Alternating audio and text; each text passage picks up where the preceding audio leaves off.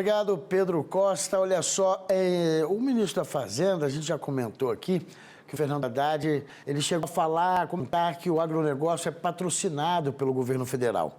Isso ele comentava diante da renúncia fiscal, que seria aí de 158 bilhões de reais para estimular a produção, né? Então acaba tendo esse incentivo. Além do setor receber o maior plano safra da história, segundo o ministro, pelo segundo ano consecutivo.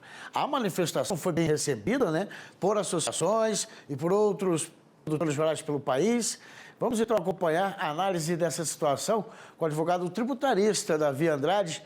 Olá, seja muito bem-vindo, uma boa tarde. Boa tarde, Fábio. Boa tarde a todos que nos acompanham.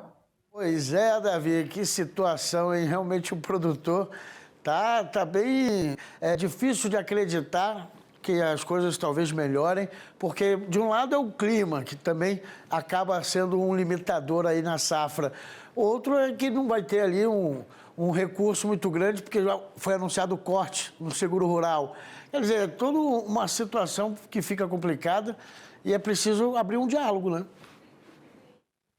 Sem dúvida, Fábio. E essa fala, esse discurso do ministro Haddad, além de infeliz, é no mínimo perigosa, né? É uma fala perigosa, porque é como se colocasse o agro como bode expiatório desse colapso fiscal que é movido, é motivado única e exclusivamente pelo excessivo gasto da máquina pública. Então, é o governo tentando demonizar o setor da nossa economia que nos é mais caro, mais importante, né? O agro representa quase metade das exportações do Brasil, equivale a 25% do PIB. Em 2024 gerou um superávit na nossa balança fiscal de 148, 150 bi.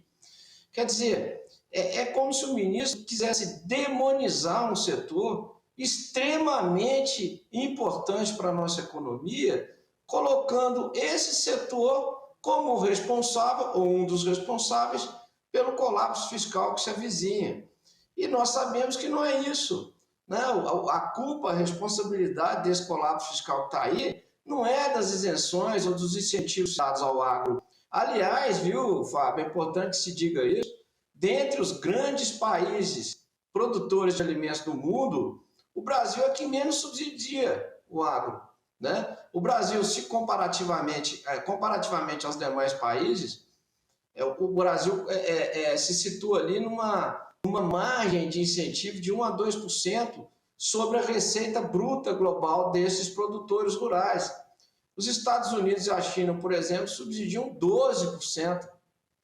A Europa, a União Europeia, subsidia 20%. Por quê? Porque nós estamos falando de uma indústria absolutamente essencial para as nações, para o mundo, é alimento, né? Então, é uma área, é um segmento extremamente estratégico e tem que ser subsidiado mesmo.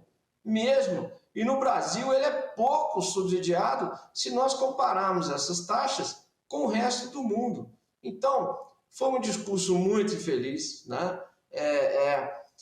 O agro não é patrocinado pelo Estado, é o contrário. O agro patrocina o Estado brasileiro, com níveis de produtividade e ciência de primeiro mundo. Então, de fato, Fábio, foi um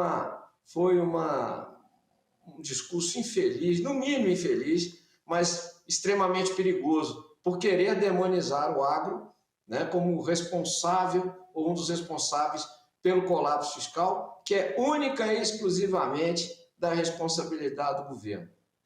E como é que você analisa essa questão do produtor que se vê diante aí de uma possível taxação dos impostos, né? Uma elevação, as negociações de cartas de crédito ficam mais penosas assim para quem está realmente à procura de um empréstimo, para ir um financiamento, para colocar dentro do campo, né? Claro, investir na produção, mas realmente com as incertezas na economia, acaba o produtor também, às vezes, sem saber para que lado ir. Claro. Nós vimos aí agora, Selic a 15%, né? Então, nós só perdemos hoje para a Turquia, em termos de juros reais, né? Somos o o vice-campeão mundial em taxa de juros, só perdemos para a Turquia. 15%, isso dificulta absolutamente a concessão de crédito, qualquer tipo de crédito, né? Nós vimos aí a taxação de títulos importantíssimos para o financiamento do agronegócio, né? Pelo IOF, por essa malsinada medida do governo Lula de aumentar o IOF para fins também de criar uma fonte de arrecadação, e é sempre pelo lado da receita, né? Então, tudo isso gera um ambiente muito ruim para os negócios, né, Fábio? Gera um ambiente negativo para quem empreende. Estamos falando aqui do agro, mas é para todo mundo, né? Há um desincentivo à produção. Quando, na verdade, o Estado deveria ser menor, né? Ser contido, né? Gastar aquilo que arrecada, nos limites do que arrecada, não se financiar no mercado, que é o que gera a nossa Selic aí de 15%, né? O Estado financiando-se cada vez mais no mercado de títulos.